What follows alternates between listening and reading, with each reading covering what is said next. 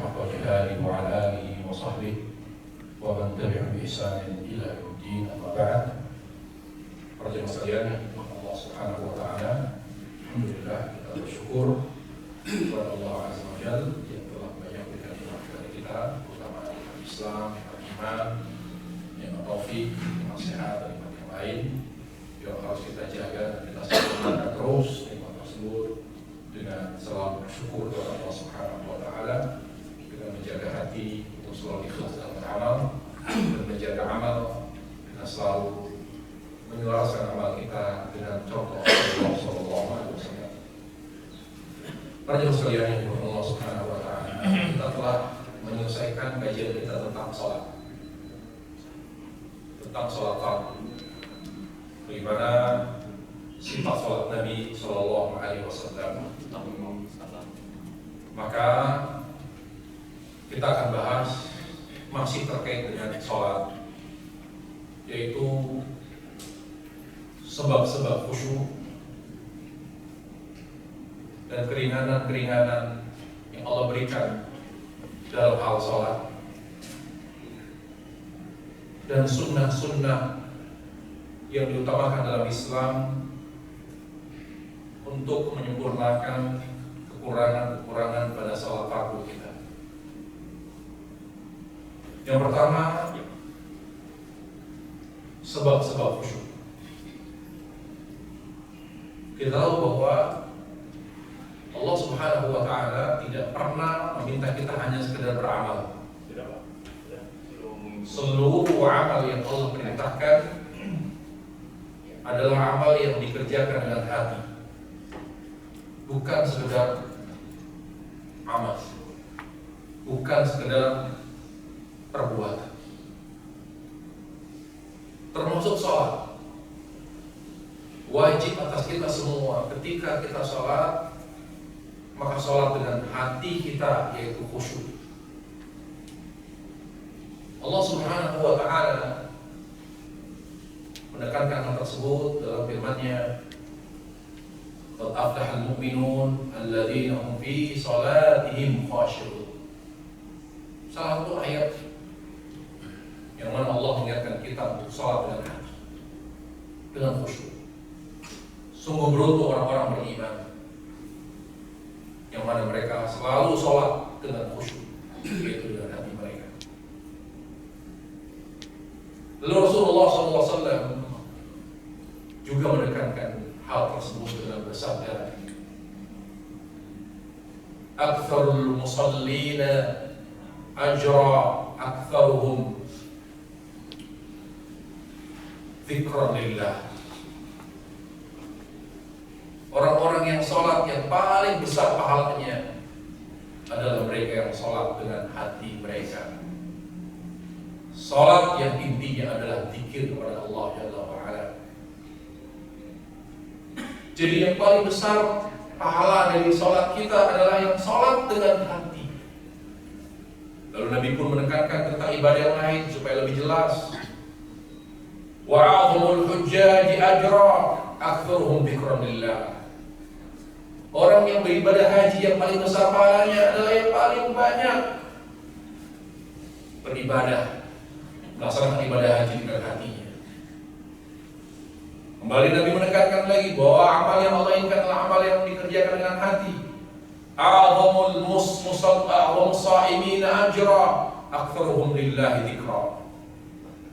Orang puasa yang paling besar pahalanya adalah yang mengerjakan puasa dengan hatinya. Oleh karenanya sangat penting sekali kalau kita bahas bagaimana kita khusyuk dalam mengerjakan sholat. Para ulama mengklasifikasi atau membagi sebab khusyuk ada dua.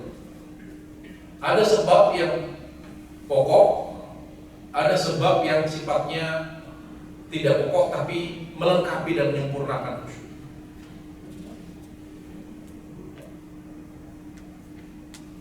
Sebab-sebab yang menyempurnakan khusyuk kita, banyak para ulama menulis buku-buku tentang sebab khusyuk. Ya, banyak sekali, tetapi yang secara spesifik yang saya tahu, misalnya Syekh Shalih Al-Munajjid dalam kitab sebab-sebab khusyuk dalam salat.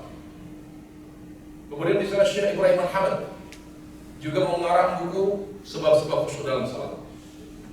Dan juga saya sebutkan dalam buku saya, Ensiklopedia Doa Dzikir Amalan Sehari Semalam, sebab-sebab khusyuk secara global.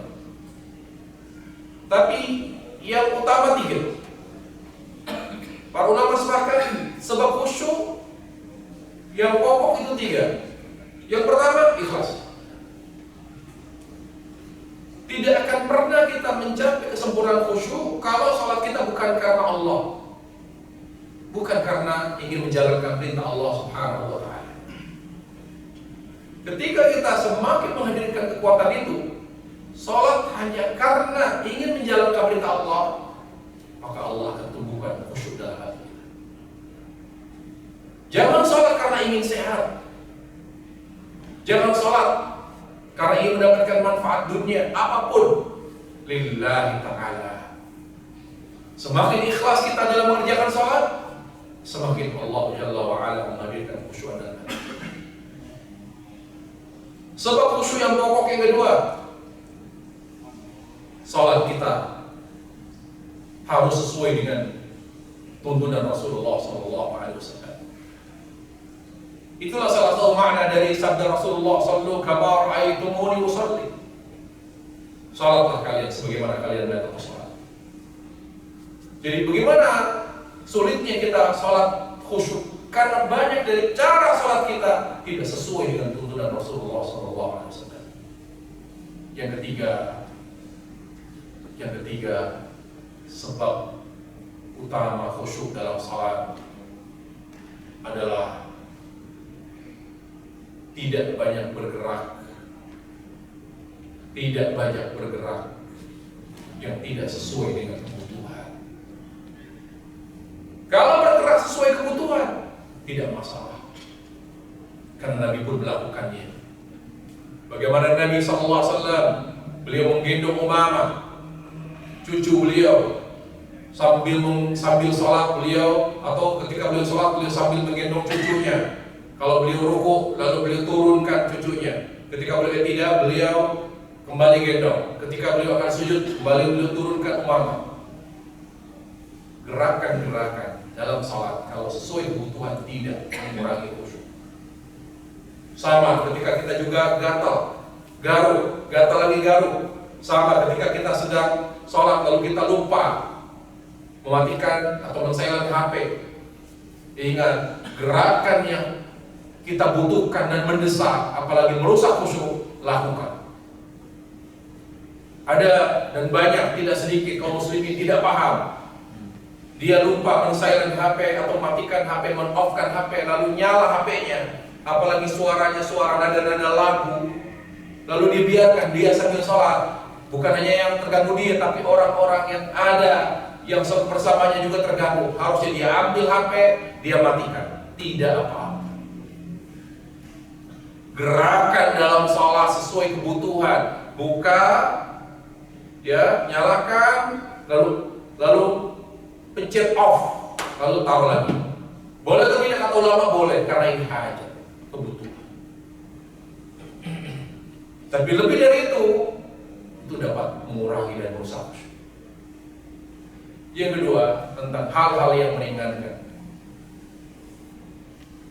Keringanan dalam sholat hanya 2, qasar atau jamak. Qasar meringkas jumlah rakaat menjadi 2 pada jumlah rakaat salat yang berjumlah 4. Yang kedua, jamak. Jamak tidak mengurangi rakaat salat tetapi memadukan, menarik salat ya lebih cepat dari waktunya dengan digabung oleh salat sebelumnya atau mengakhirkan salat.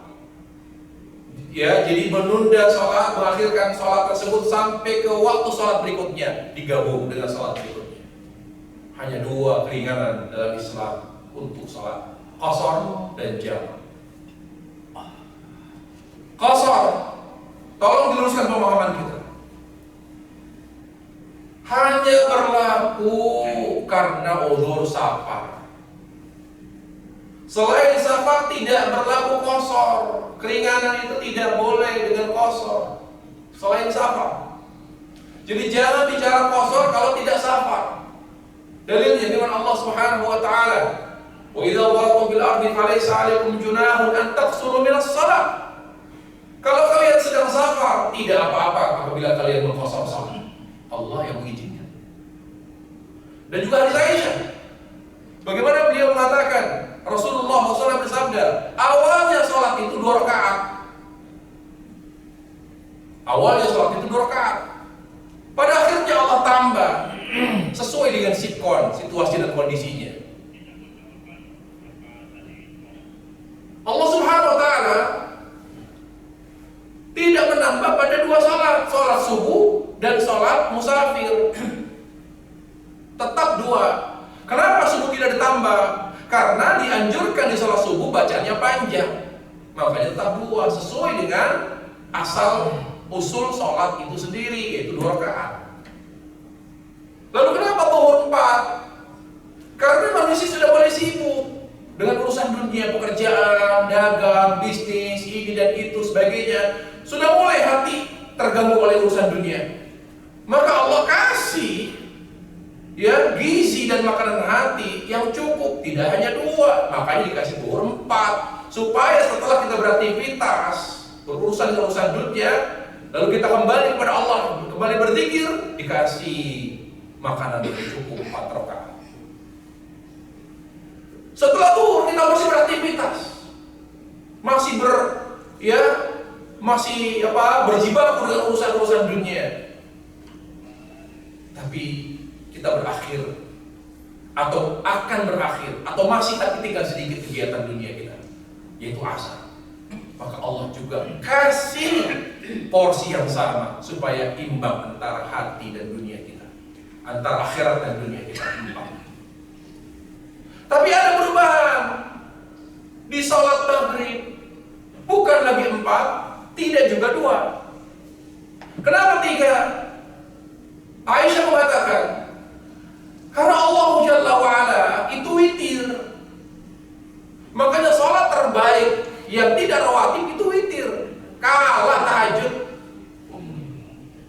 Sholat rawatib terbaik secara mutlak witir. Makanya Nabi tidak pernah meninggalkan witir walaupun safar. Tidak pernah sekali meninggalkan witir. Dan yang Nabi kerjakan di atas kendaraan itu witir, bukan sholat fardu. Makanya hindari sholat fardu di atas kendaraan. Karena Nabi berikan contoh sholat di atas kendaraan, sholat witir. Sholat witir.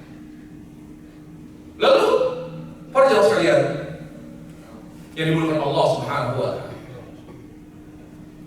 Oleh karenanya Allah Jalla wa ala mengukuhkan maghrib 3, bukan 2, karena di maghrib tidak dianjurkan bacaan sholat dengan bacaan panjang. Bahkan di maghrib dianjurkan qisar suwar, dianjurkan membaca surat-surat pendek. Sebagaimana yang telah kita bahas, ada surat-surat yang dibaca oleh Nabi di sholat maghrib, bukan bacaan panjang. Makanya tidak 2 rakaat. Kenapa tidak 4? Karena Allah menginginkan di waktu petang ada witir, sebagaimana malam ada witir. Sebelum kita berpisah dengan waktu petang, waktu siang, sore, masuk waktu malam, mendekatkan diri kepada Allah dengan witir. Sebagaimana pada saat kita akan memasuki waktu pagi, akan memasuki waktu subuh, witir dulu, witir malam dan witir petang. Makanya kata ulama, ada 2 witir, yang satu wajib, yang satu sunnah. Witir malam sunnah, 1, 3, 5, 7 sampai jam lain tidak terbatas. Witir petang 3 rakaat, agar tidak memberatkan. 3 rakaat witir petang. Makanya suasananya beda. Terasa betul suasana ibadah di waktu maghrib. Hampir sedikit kaum muslimin yang meninggalkan salat maghrib karena dorongan untuk mengerjakan maghrib itu begitu kuat. Beda dengan asar dan juga beda dengan salat yang lain. Kemudian Isya, kata Aisyah, kenapa Rasulullah SAW lalu kembali 4? Karena dia akan berpisah dengan dunia. supaya wafat dalam keadaan husnul khatimah, diberi gizi yang cukup dengan 4 rakaat Isya, 4 rakaat. Setelah dia mengerjakan salat Isya, sunnah Nabi alaihissalam adalah langsung tidur setelah mengerjakan ba'diyah.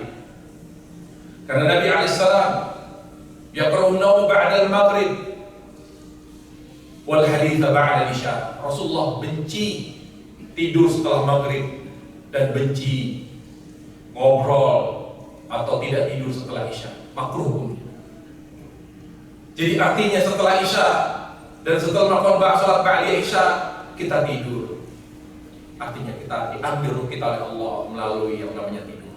Allahu yatawaffal anfusa hina mautiha wallati lam tamut fi manamiha wa wallati lam tamut fi manamiha wa yumsiku allati qada 'alaiha al-maut wa yursilu ukhra ila ajalin musamma.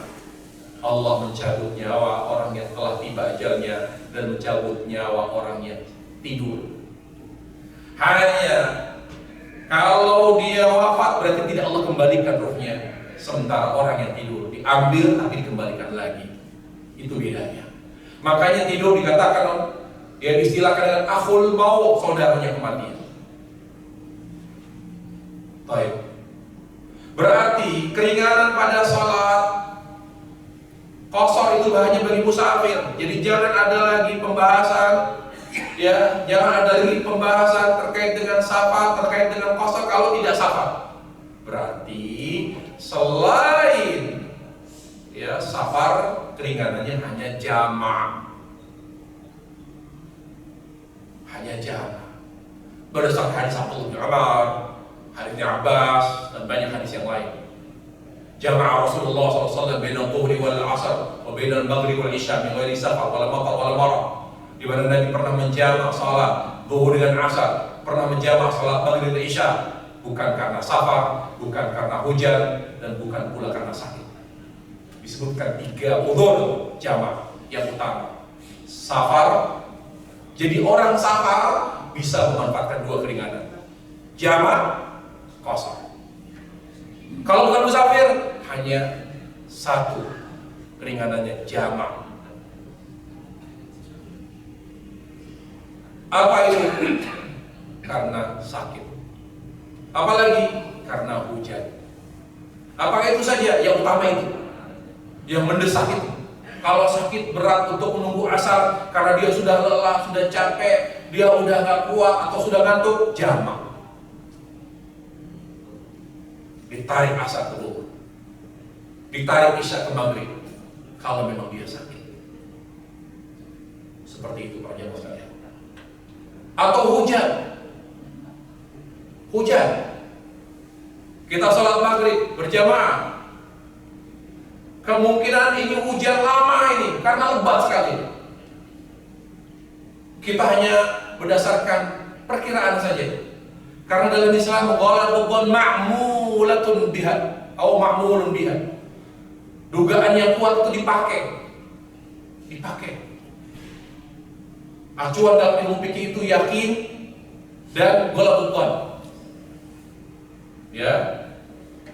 Karena Allah katakan, ya, dalam banyak ayat, kalau kalian tahu mereka beriman, sedangkan kita tidak tahu hati orang beriman atau tidak, karena masalah iman masalah hati. Jadi dipakai betul, Allah mengajarkan kita memakai ghalabun, dan kita menduga ini hujan kayaknya lama ini. Jamak dengan isya lalu pulang ke rumah. Selainnya boleh atau tidak? Boleh. Kesibukan yang lain bisa saja macet tanpa disengaja. Kita terjebak macet di waktu maghrib, sementara waktu maghrib pendek. Kalau nunggu sampai rumah pasti waktu maghrib habis. Boleh atau tidak? Dijamak boleh, tapi tidak boleh sering dilakukan. Sudah tahu jam segitu macet, daerah situ macet, besoknya lewat situ lagi di waktu yang sama, berarti bang sengaja. Jangan korbankan ibadah demi dunia. Kita hidup untuk beribadah kepada Allah Tabaraka wa Ta'ala. Jadi para jemaah sekalian, kata Ibnu Abbas, selain safar, selain karena safar, sakit atau hujan, atau ada keperluan yang lain, boleh menjamak, boleh. Kalau memang kita memandang perlu, misalnya macet tadi, atau misalnya kita akan menjadi panitia walimah resepsi pernikahan yang berlangsung waktu malam ba'da isya. Sementara kita misalnya dipakein pakaian, dia pakai keris, pakai belangkon. Nah kalau udah pakai begitu sholat isya gimana sholat? Bisa jadi acaranya sampai malam, atau sudah selesai jam 10, tapi belum tentu kita bisa langsung lepas isya, langsung sholat isya, karena akan repot. Kalau memang perlu jamak, silakan dijamak. Sebelum kita memakai pakaian sarung, lalu pakai keris, kita sholat dijamak dulu. Maghrib dan isya. Abu Abbas li alla yuharrija ummata, supaya kita bisa merasakan kemudahan Islam. Tapi itu jangan sering dilakukan. Jamak itu dilakukan karena kebutuhan yang mendesak. Syekhul Islam Taimiyah rahimahullah taala makanya berkata, dari sekian safar Nabi, beliau lebih banyak tidak menjamak. Karena asalnya salat itu tidak dijamak, karena Allah taala berfirman, "Inna salata kanat 'alal mu'minina kitaban mawquta." Bahwa salat itu telah Allah wajibkan atas orang beriman dengan waktu tertentu. Jadi asar, zuhur pada waktu zuhur, asar pada waktu asar, asalnya begitu. Maghrib pada waktu maghrib, isya pada waktu isya. Gak bisa salat di luar waktunya, gak boleh. Makanya bisa kita majukan, bisa kita akhirkan salat itu ke salat berikutnya, atau kita tarik ke salat yang sebelumnya kalau ada udzur yang mendesak. Kalau tidak, salat pada waktunya. Itu bicara keringanan. Sekarang kita bicara tentang sunnah yang menutup kekurangan salat fardu. Sunnah ada dua banyak. Yang dikatakan oleh para ulama sunnah muakkadah, itulah yang dimaksud penutup terbaik kekurangan sholat fardu. Jadi yang dimaksud muakkadah adalah sholat sunnah yang harus kita rutinkan, bukan harus karena wajib, tapi bentuk kesadaran. Kalau dikatakan sunnah muakkadah berarti rutinkan, jangan tinggalkan, kecuali ditunjukkan oleh dalil. Kalau tidak dikecuali oleh dalil, jangan ditinggalkan, rutinkan. Makanya dudukan perkara sunnah muakkadah. Sunnah muakkadah ada dua. Ada yang disepakati dan ada yang dikhilafkan para ulama. Ada yang disepakati dan ada yang dikhilafkan para ulama. Apakah dia sunnah muakkadah atau bukan sunnah muakkadah? Ya, sunnah muakkadah juga dibagi dua, dari sisi pendampingannya dengan sholat fardu. Sholat sunnah muakkadah yang mendampingi sholat fardu namanya rawatib. Atau dengan kata lain, semua sholat yang mendampingi sholat yang mengawal sholat fardu namanya rawatib. Terlepas apakah dia muakkadah atau tidak muakkadah, namanya rawatib. Yang tidak mendampingi sholat fardu tidak disebut dengan rawatib. Tapi dengan mudah kita pahami. Yang harus kita jaga, yang harus kita rutinkan betul untuk menutup kekurangan sholat fardu kita. Karena ingat, kalau kita tidak sholat sunnah, Allah tidak tanya. Allah tidak akan bertanya kepada kita terkait dengan ibadah-ibadah sunnah. Kenapa kamu tidak puasa sunnah? Kenapa kamu tidak sholat sunnah? Tidak Allah tanya. Yang Allah tanya adalah ma talaballahu minka talaban jazima, imma talabal fi'il atau talabat tark. Yang Allah tanya adalah yang Allah minta dengan penekanan permintaan yang sangat. Apakah permintaan itu yang sangat untuk dikerjakan namanya perintah wajib? Apakah permintaan Allah yang begitu kuat ya dalam hal larangan namanya, atau untuk ditinggalkan namanya larangan? Tapi sunnah tidak Allah tanya. Sunnah itu fungsinya hanya menutup kekurangan yang fardu. Ketika kita ditanya, ya ada kelalaian, tapi kita punya ibadah sunnah, tidak diazab kita karena kelalaian kita dalam mengerjakan kewajiban, karena ada penutupnya, yaitu ibadah sunnah. Sebagaimana sholat fardu ditutup oleh sholat sunnah, sebagaimana zakat ditutup oleh sedekah, sebagaimana yang namanya puasa Ramadan ditutup oleh puasa sunnah, demikian pula haji ditutup oleh umroh. Itu para jamaah. Kemudian tentang ibadah sunnah ada tingkatan. Gak betul orang rajin sedekah tapi tidak rajin sholat sunnah. Gak betul ada orang rajin puasa sunnah tapi tidak rutin tahajud. Gimana? Kita beribadah kepada Allah karena Allah mencintai kita. Mana yang lebih Allah cintai? Puasa sunnah atau sholat sunnah? Secara jenis yang Allah cintai, kata Syekhul Islam Ibnu Taimiyah, adalah sholat. Jadi perlu dikoreksi kalau ada orang rajin puasa sunnah, Senin Kemis, puasa Daud, puasa Ayyamul Bid, tapi belum rutinkan tahajud, apalagi witir, apalagi qobliyah subuh. Aduh, berarti dia tidak paham agama. Kita beramal.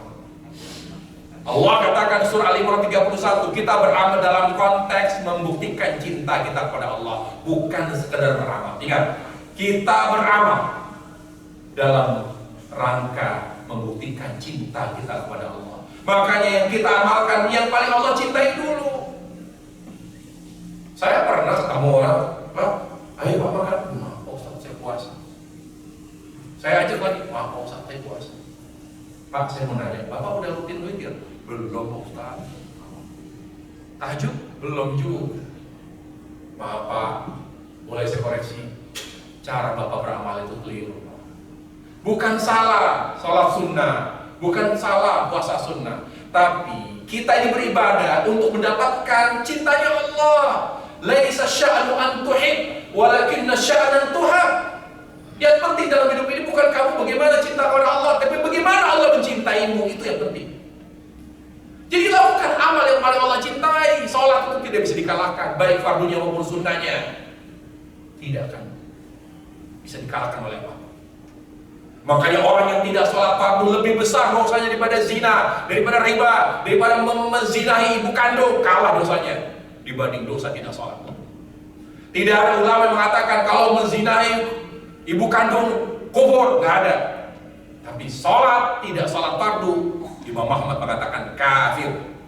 Allahul ladzi baina wa bainal kufri as-shalah faman taraka faqad kafar.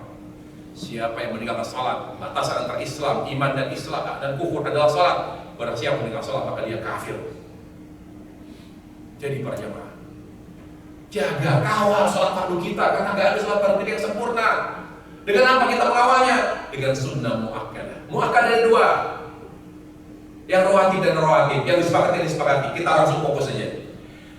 Sunnah muakkadah rawatib yang disepakati adalah, yang disepakati ya, 2 rakaat sebelum subuh, 2 rakaat sebelum subuh, 2 rakaat sebelum zuhur, 2 rakaat setelah zuhur, 2 rakaat setelah maghrib, 2 rakaat setelah isya, berdasarkan hadis Abdullah bin Umar. Saya hafal dari Nabi SAW 10 rakaat sholat sunnah rawatib, 2 rakaat sebelum subuh, 2 rakaat sebelum zuhur, 2 rakaat setelah zuhur, 2 rakaat setelah maghrib, 2 rakaat setelah isya. Disepakati juga. Sebagian khilaf, yaitu apa? 2 rakaat tambahan sebelum zuhur. Berdasarkan hadis Hafsah, hadis Aisyah. Yang sahih menurut ulama, menurut jumhur ulama adalah 4 rakaat. Karena janji Allah jelas sekali di sana melalui lisan Rasulullah SAW. Barang siapa yang menjaga 12 rakaat rawatib muakkadah, maka Allah akan menyiapkan baginya surga. Barang siapa yang menjaga 12 rakaat sholat sunnah rawatib sehari semalam, maka Allah akan haramkan baginya, Allah haramkan darinya api neraka. Adapun 4 rakaat setelah zuhur 2 rakaatnya tidak ada khilaf. Dia bukan rawatib muakkadah. Jadi yang muakkadah yang lebih sahih mana? 12 rakaat. 2 rakaat sebelum subuh, 2 rakaat, 4 rakaat sebelum zuhur, 2 rakaat salam, 2 rakaat salam, 2 rakaat setelah zuhur, 2 rakaat berikutnya bukan muakkadah. 2 rakaat setelah maghrib, 2 rakaat selanjutnya. Jadi kalau yang lain sudah jelas. Yang tidak muakkadah itu yang tidak berurutinkan, yang mungkin kita kerjakan kadang-kadang 2 rakaat setelah zuhur, 4 rakaat. Jadi 4, kadang 2, kadang 4. 2 rakaat setelah sebelum asar, 4 rakaat sebelum asar. Tapi ulama sepakat ba'da asar tidak ada rawatib. Lalu bagaimana menjawab hadis Aisyah?